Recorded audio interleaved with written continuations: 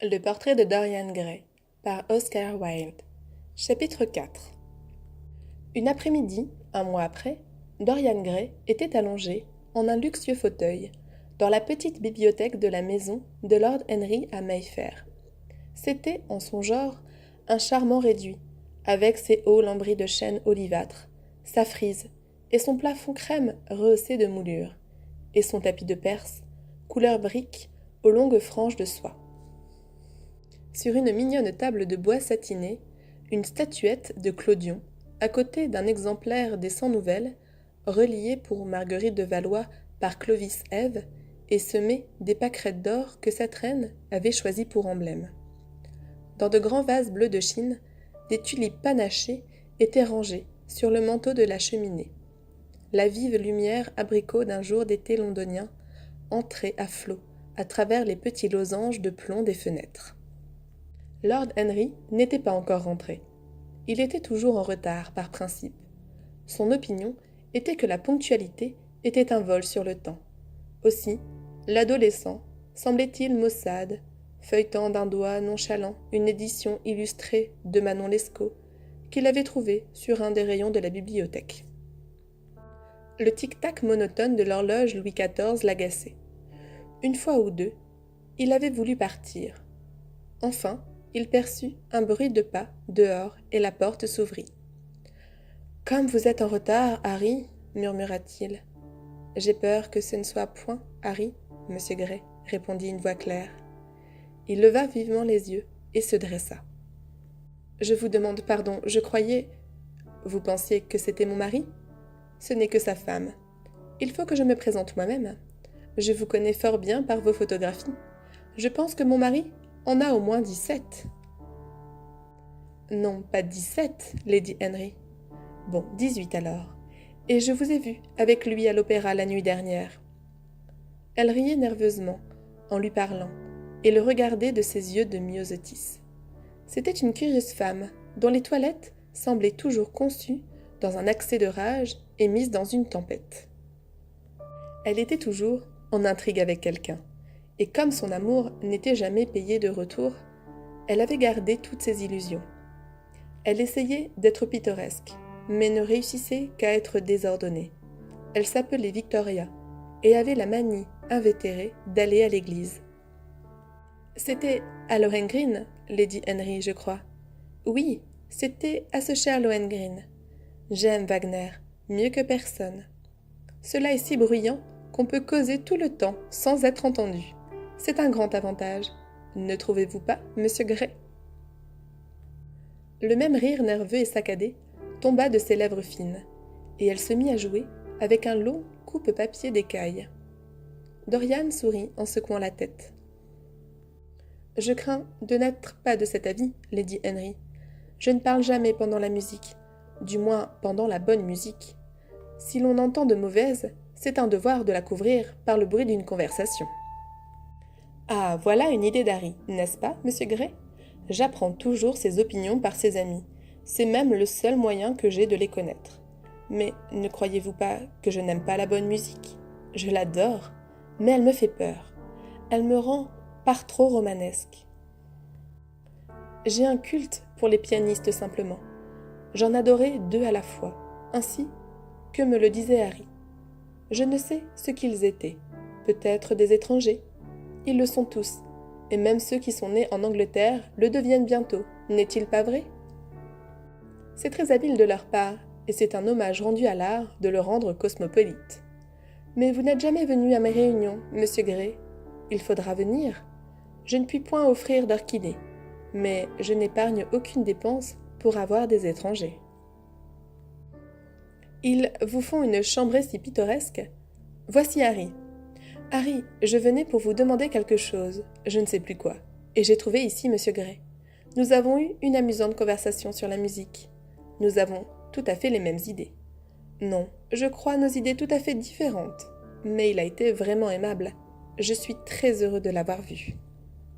Je suis ravi, ma chérie, tout à fait ravi, dit Lord Henry, élevant ses sourcils noirs et arqués, et les regardant tous deux avec un sourire amusé. Je suis vraiment fâchée d'être si en retard, Dorian. J'ai été à Wardour Street. chercher un morceau de vieux brocart, et j'ai dû marchander des heures. Aujourd'hui, chacun sait le prix de toute chose, et nul ne connaît la valeur de quoi que ce soit. « Je vais être obligée de partir, » s'exclama Lady Henry, en rompant le silence d'un intempestif éclat de rire. « J'ai promis à la duchesse de l'accompagner en voiture. »« Au revoir, monsieur Gray. Au revoir, Harry. Vous dînez dehors, je suppose ? Moi aussi. Peut-être vous retrouverai-je chez Lady Thornbury ? » « Je le crois, ma chère amie, » dit Lord Henry en fermant la porte derrière elle. Semblable à un oiseau de paradis qui aurait passé la nuit dehors sous la pluie, elle s'envola, laissant une subtile odeur de frangipane. Alors, il alluma une cigarette et se jeta sur le canapé. « N'épousez jamais une femme aux cheveux paille, Dorian, dit-il après quelques bouffées. « Pourquoi, Harry ? Parce qu'elles sont trop sentimentales. Moi, j'aime les personnes sentimentales. Ne vous mariez jamais, Dorian. Les hommes se marient par fatigue, les femmes par curiosité. Tous sont désappointés. » « Je ne crois pas que je sois en train de me marier, Harry. Je suis trop amoureux. Voilà un de vos aphorismes. Je le mets en pratique, comme tout ce que vous dites. »« De qui êtes-vous amoureux ?» demanda Lord Henry après une pause. « D'une actrice, » dit Dorian Gray rougissant. « Qui est-ce ? Elle s'appelle Sibyl Vane. Je n'en ai jamais entendu parler, ni personne, mais on parlera d'elle un jour. Elle est géniale. » Lord Henry leva les épaules. « C'est un début plutôt commun. Vous ne diriez pas cela si vous l'aviez vue, Harry. »« Mon cher enfant, aucune femme n'est géniale. Les femmes sont un sexe décoratif. Elles n'ont jamais rien à dire, mais elles le disent d'une façon charmante. Les femmes représentent le triomphe de la matière sur l'intelligence, de même que les hommes représentent le triomphe de l'intelligence sur les mœurs. Harry, pouvez-vous dire... » « Mon cher Dorian, cela est absolument vrai. J'analyse la femme en ce moment. Aussi dois-je la connaître. Le sujet est moins abstrait que je ne croyais. Je trouve en somme qu'il n'y a que deux sortes de femmes, les naturelles et les fardées. Les femmes naturelles sont très utiles. Si vous voulez acquérir une réputation de respectabilité, vous n'avez guère qu'à les conduire souper. Les autres femmes sont tout à fait agréables. Elles commettent une faute toutefois. Elles se fardent pour essayer de se rajeunir. Nos grand-mères se fardaient pour paraître plus brillantes. Le rouge et l'esprit allaient ensemble. Tout cela est fini.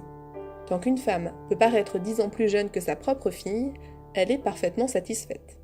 Quant à la conversation, il n'y a que 5 femmes dans Londres qui vaillent la peine qu'on leur parle, et 2 d'entre elles ne peuvent être reçues dans une société qui se respecte.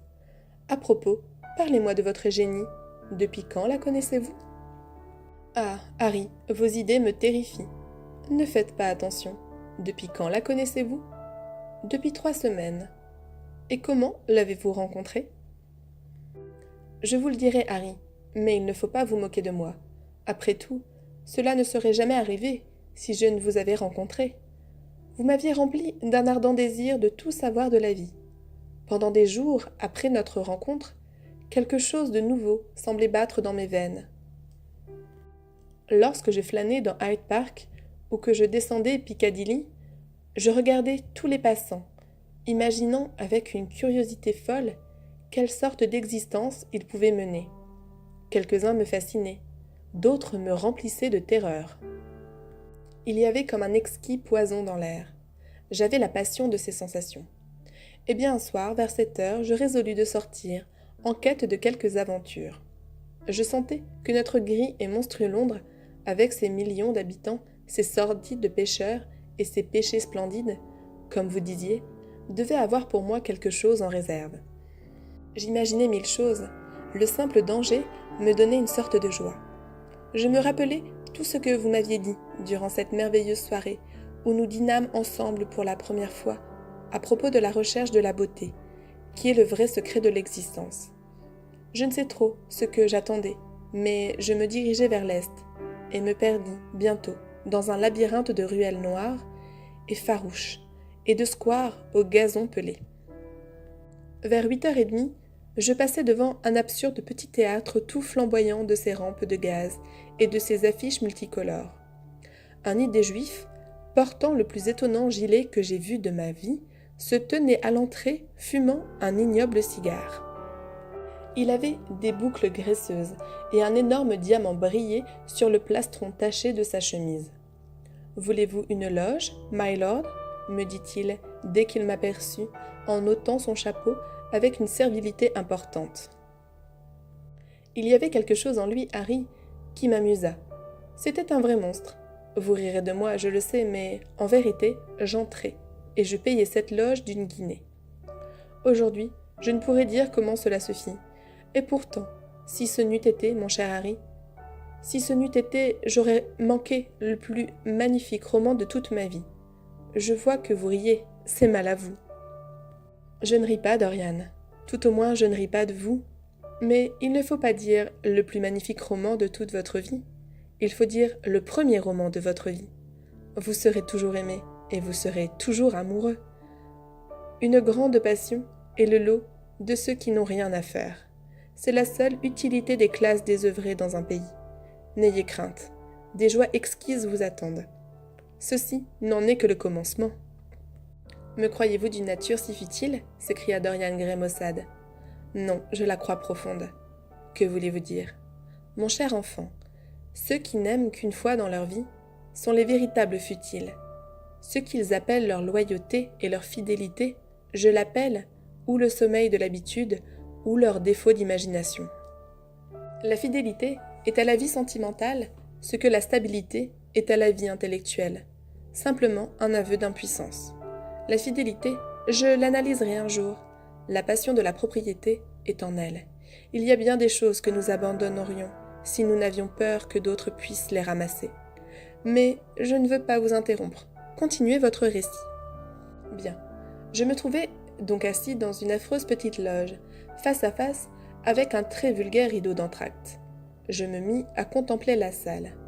C'était une clinquante décoration de cornes d'abondance et d'amour. On eût dit une pièce montée pour un mariage de 3e classe. Les galeries et le parterre étaient tout à fait bondés de spectateurs, mais les 2 rangs de fauteuils sales étaient absolument vides, et il y avait tout juste une personne dans ce que je supposais qu'il devait appeler le balcon. Des femmes circulaient avec des oranges et de la bière au gingembre. Il se faisait une terrible consommation de noix. Ce devait être comme au jour glorieux du drame anglais. Tout à fait, j'imagine, et fort décourageant. Je commençais à me demander ce que je pourrais bien faire lorsque je jetai les yeux sur le programme. Que pensez-vous qu'on joua, Harry ?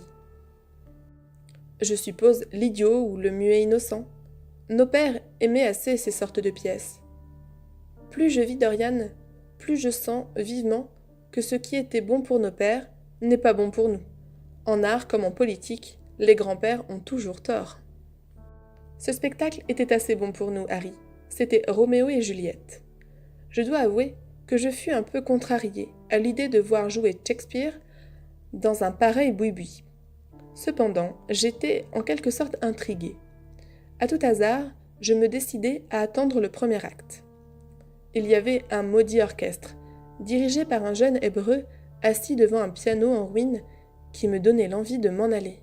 Mais le rideau se leva, la pièce commença. Roméo était un gros gentleman assez âgé, avec des sourcils noircis au bouchon, une voix rauque de tragédie et une figure comme un baril à bière. Mercutio était à peu près aussi laid. Ils jouaient comme des comédiens de bas étage, qui ajoutent leur insanité à leur rôle et semblaient être dans les termes les plus amicaux avec le parterre.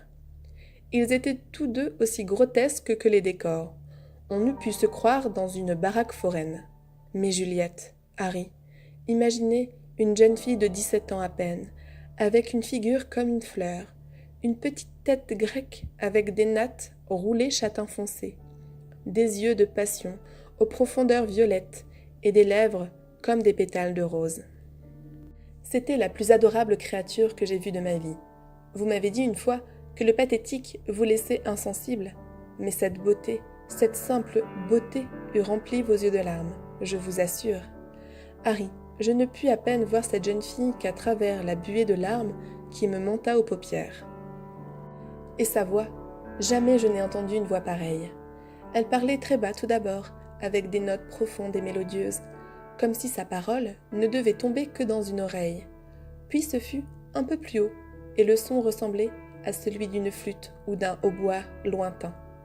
Dans la scène du jardin, il avait la tremblante extase que l'on perçoit avant l'aube lorsque chantent les rossignols. Il y avait des moments, un peu après, où cette voix empruntait la passion sauvage des violons. Vous savez combien une voix peut émouvoir. Votre voix et celle de Sibyl Vane sont deux musiques que je n'oublierai jamais.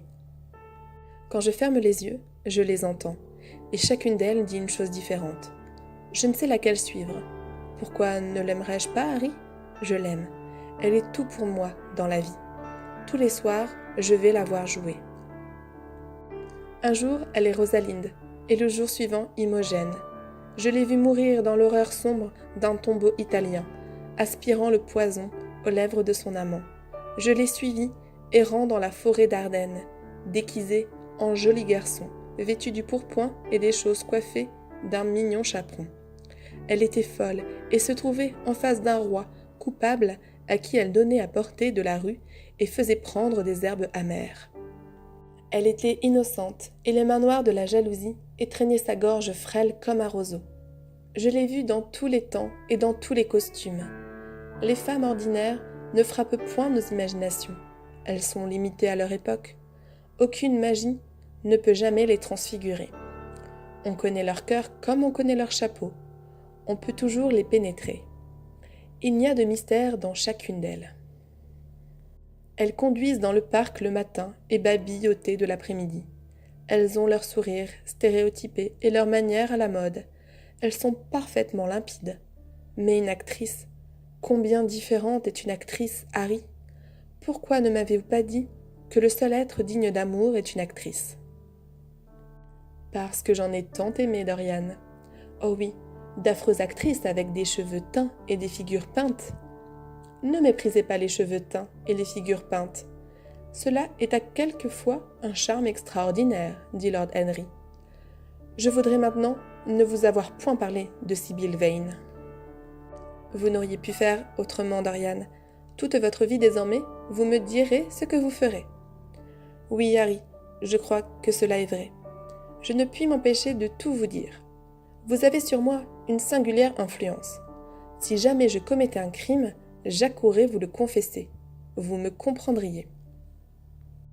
Les gens comme vous, fatidiques rayons de soleil de l'existence, ne commettent point de crime, Dorian. Mais je vous suis tout de même très obligée du compliment. Et maintenant, dites-moi, passez-moi les allumettes, comme un gentil garçon, merci. Où en sont vos relations avec Sibyl Vane ? Dorian Gray bondit sur ses pieds, les joues empourprées, l'œil en feu. Harry, Sibyl Vane est sacrée. Il n'y a que les choses sacrées qui méritent d'être recherchées, Dorian, dit Lord Harry d'une voix étrangement pénétrante. Mais pourquoi vous inquiéter ? Je suppose qu'elle sera à vous quelque jour. Quand on est amoureux, on s'abuse d'abord soi-même et on finit toujours par abuser les autres.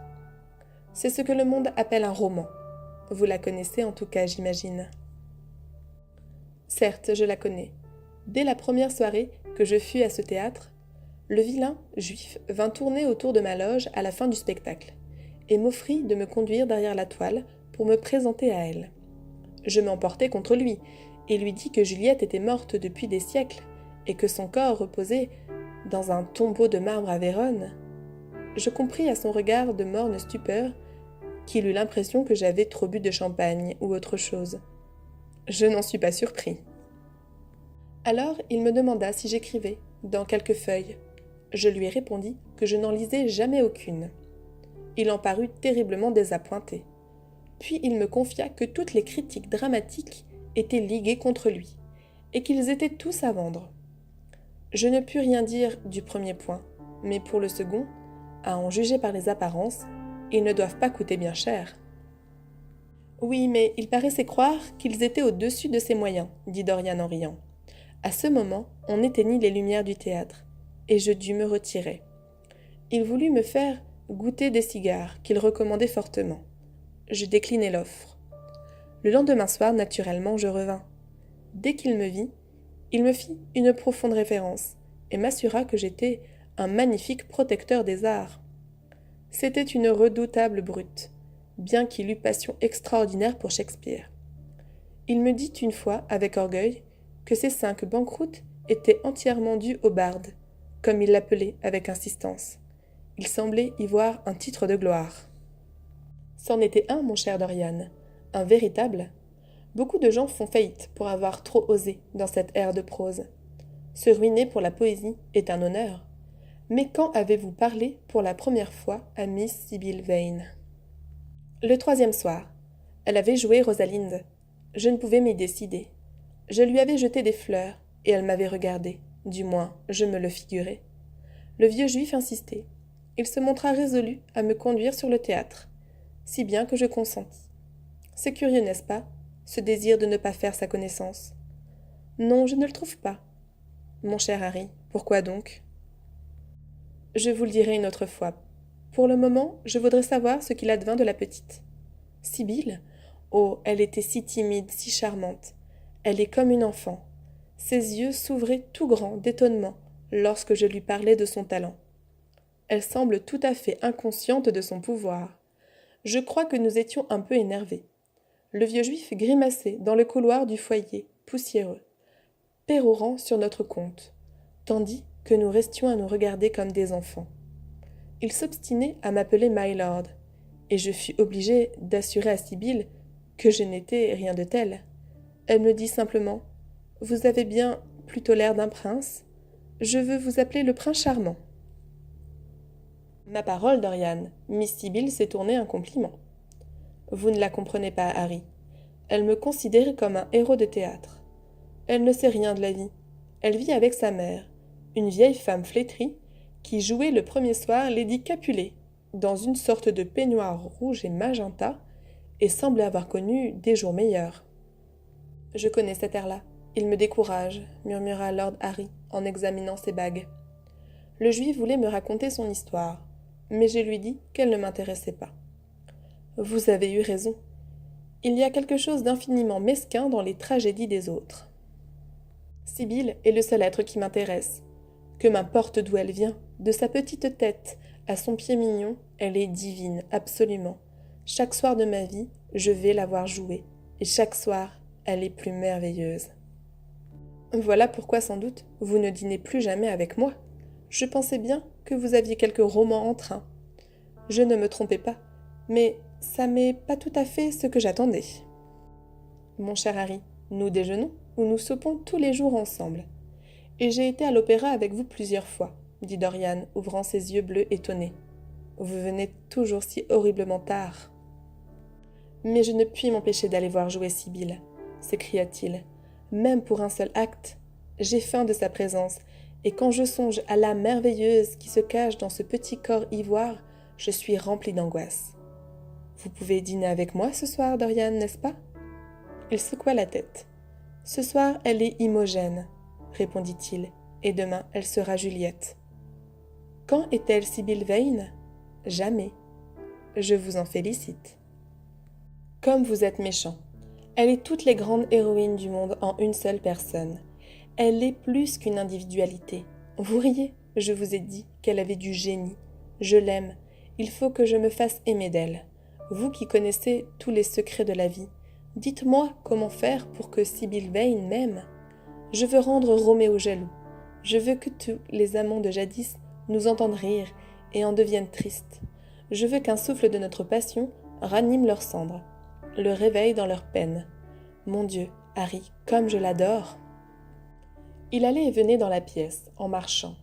Des taches rouges de fièvre enflammaient ses joues. Il était terriblement surexcité. Lord Henry le regardait avec un subtil sentiment du plaisir. Comme il était différent, maintenant, du jeune garçon timide, apeuré, qu'il avait rencontré dans l'atelier de Basil Hallward. Son naturel s'était développé comme une fleur, épanouie en ombrelle écarlate. Son âme était sortie de sa retraite cachée, et le désir l'avait rencontré. « Et que proposez-vous de faire ?» dit Lord Henry enfin. « Je voudrais que vous et Basil veniez avec moi la voir jouer un de ces soirs. Je n'ai pas le plus léger doute du résultat. Vous reconnaîtrez certainement son talent. alors nous la retirons des mains du Juif. Elle est engagée avec lui pour 3 ans, au moins pour 2 ans et 8 mois à présent. J'aurai quelque chose à payer sans doute. Quand cela sera fait, je prendrai un théâtre du West End, et je la produirai convenablement. Elle rendra le monde aussi fou que moi. Cela serait impossible, mon cher enfant. Oui, elle le fera. Elle n'a pas que du talent, que l'instinct consommé de l'art. Elle a aussi une vraie personnalité. Et vous m'avez dit souvent que c'étaient les personnalités et non les talents qui remuaient leur époque. Bien, quand irons-nous ? Voyons, nous sommes mardi aujourd'hui. Demain, elle joue Juliette demain. Très bien, au Bristol à 8 heures. J'amènerai Basile. Non, pas 8 heures, Harry, s'il vous plaît. 6h30. Il faut que nous soyons là avant le lever du rideau. Nous devons la voir dans le premier acte, quand elle rencontre Roméo. 6h30 ? En voilà 1 heure. Ce sera comme pour un thé ou une lecture de roman anglais. Mettons 7 heures. Aucun gentleman ne dîne avant 7 heures. Verrez-vous Basile ou dois-je lui écrire ? Cher Basile, je ne l'ai pas vu depuis 1 semaine. C'est vraiment mal à moi, car il m'a envoyé mon portrait dans un merveilleux cadre, spécialement dessiné par lui. Et quoique je sois un peu jaloux de la peinture qui est d'1 mois plus jeune que moi, je dois reconnaître que je m'en délecte. Peut-être vaudrait-il mieux que vous lui écriviez ? Je ne voudrais pas le voir seul. Il me dit des choses qui m'ennuient. Il me donne de bons conseils. Lord Henry sourit. On aime beaucoup à se débarrasser de ce dont on a le plus besoin. C'est ce que j'appelle l'abîme de la générosité. Oh, Basile est le meilleur de mes camarades, mais il me semble un peu philistin. Depuis que je vous connais, Harry, j'ai découvert cela. Basile, mon cher enfant, met tout ce qu'il a de charmant en lui dans ses œuvres. La conséquence en est qu'il ne garde pour sa vie que ses préjugés, ses principes et son sens commun. Les seuls artistes que j'ai connus et qui étaient personnellement délicieux étaient de mauvais artistes. Les vrais artistes n'existent que dans ce qu'ils font et ne présentent par suite aucun intérêt en eux-mêmes.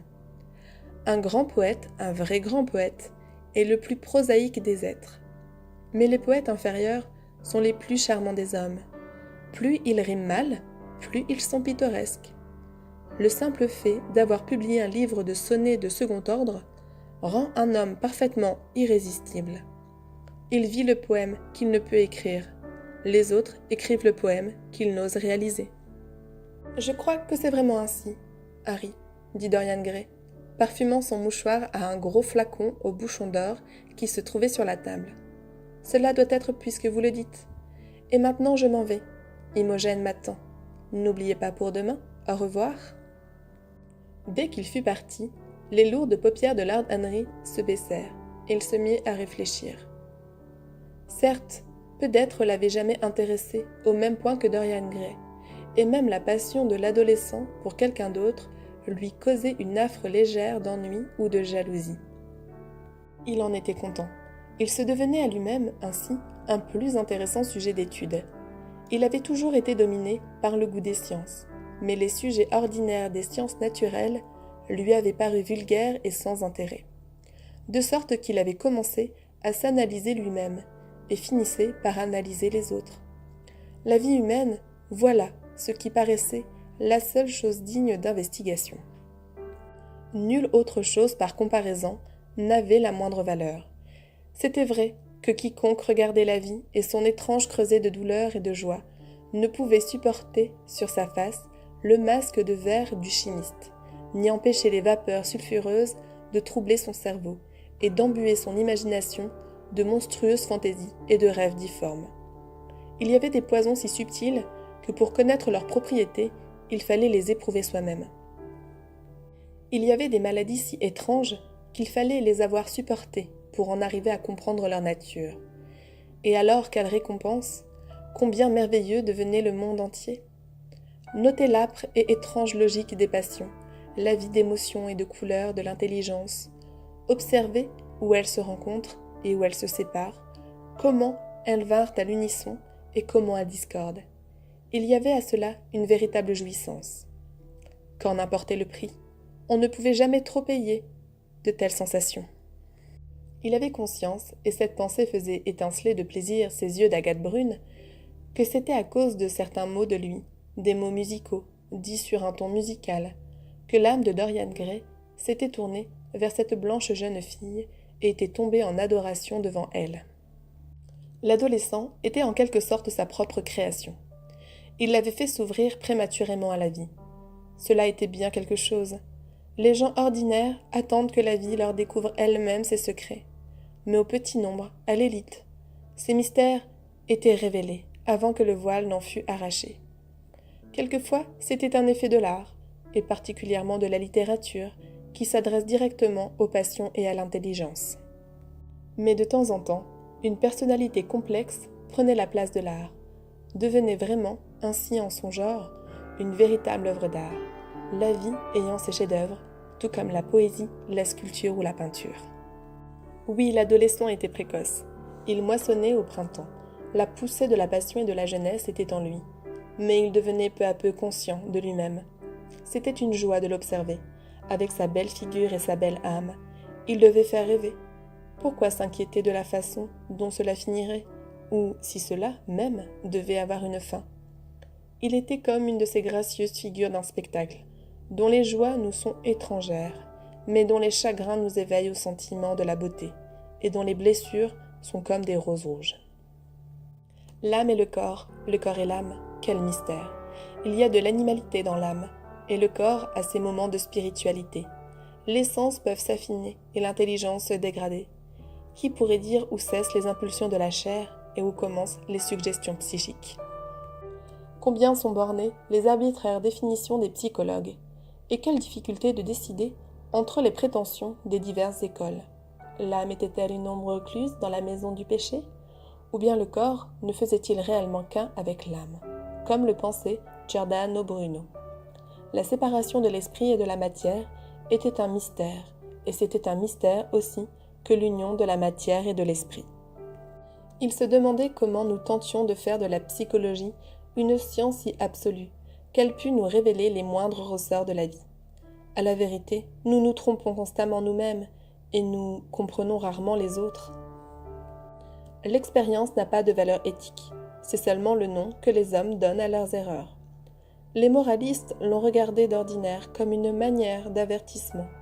On réclamait pour elle une efficacité éthique dans la formation des caractères, l'ont vantée comme quelque chose qui nous apprenait ce qu'il fallait suivre, et nous montrait ce que nous devions éviter. Mais il n'y a aucun pouvoir actif dans l'expérience. Elle est aussi peu de choses comme mobile que la conscience, elle-même. Tout ce qui est vraiment démontré, c'est que notre avenir pourra être ce que fut notre passé, et que le péché, où nous sommes tombés une fois avec dégoût, nous le commettrons encore bien des fois et avec plaisir. Il demeurait évident pour lui que la méthode expérimentale était la seule par laquelle on put arriver à quelques analyses scientifiques des passions, et Dorian Gray était certainement un sujet fait pour lui, et qui semblait promettre de riches et fructueux résultats. Sa passion soudaine pour Sibyl Vane n'était pas un phénomène psychologique de mince intérêt. Sans doute la curiosité y entrait pour une grande part. La curiosité et le désir d'acquérir une nouvelle expérience. Cependant, ce n'était pas une passion simple, mais plutôt une complexe. Ce qu'elle contenait de pur instinct sensuel de puberté avait été transformé par le travail de l'imagination et changé en quelque chose qui semblait à l'adolescent étranger au sens et n'en était pour cela que plus dangereux. Les passions sur l'origine desquelles nous nous trompons nous tyrannisent plus fortement que toutes les autres. Nos plus faibles mobiles sont ceux de la nature desquels nous sommes conscients. Il arrive souvent que lorsque nous pensons faire une expérience sur les autres, nous en faisons une sur nous-mêmes. Pendant que Lord Henry, assis, rêvait sur ces choses, on frappa à la porte, et son domestique entra et lui rappela qu'il était temps de s'habiller pour dîner. Il se leva et jeta un coup d'œil dans la rue. Le soleil couchant enflammait de pourpre et d'or les fenêtres hautes des maisons d'en face. Les carreaux étincelaient comme des plaques de métal ardent. Au-dessus, le ciel semblait une rose fanée. Il pensa à la vitalité impétueuse de son jeune ami et se demanda comment tout cela finirait. Lorsqu'il rentra chez lui vers minuit et demi, il trouva un télégramme sur sa table. Il l'ouvrit et s'aperçut qu'il était de Dorian Gray. et lui faisait savoir qu'il avait promis le mariage à Sibyl Vane.